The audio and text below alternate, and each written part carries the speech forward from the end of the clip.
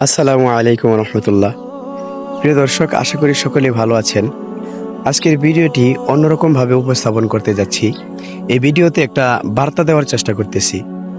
বার্তাটা হলো যে পৃথিবীর মানুষ সাধারণত দুই কারণে বিপদগ্রস্ত হয়: এক, তাড়াহুড়া; দুই, অসতর্কতা। এখন যে সময়টা চলতেছে এটা হলো কুরবানি ঈদের ছুটির সময়। তো দেখা যাবে যে বিভিন্ন কল কারখানা, অফিস আদালত, বিভিন্ন কিছু যত আছে এগুলো বন্ধ হবে এবং কর্মজীবী ভাই বোনেরা তারা তাদের কর্মস্থল ছেড়ে তাদের আপন যে ঠিকানা আছে ওই ঠিকানায় যাওয়ার জন্য চেষ্টা করবে। সেই ক্ষেত্রে তারা দুইটি কাজ বেশি করবে।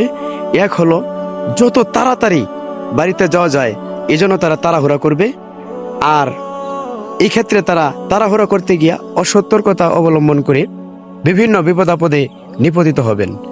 এই জন্য প্রিয় দর্শক ভাই ও বন্ধুগণ, আপনাদের উদ্দেশ্যে আমার সংক্ষিপ্ত বার্তা থাকবে যে দয়া করে আপনারা তাড়াহুড়া করবেন না এবং সতর্কতার সাথে আপনারা আপনাদের পদক্ষেপগুলো গ্রহণ করবেন এবং দৃঢ় সুস্থে শান্তভাবে আপনারা বাড়িতে আসার চেষ্টা করবেন।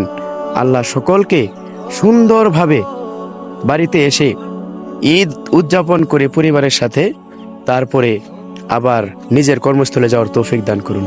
আমিন।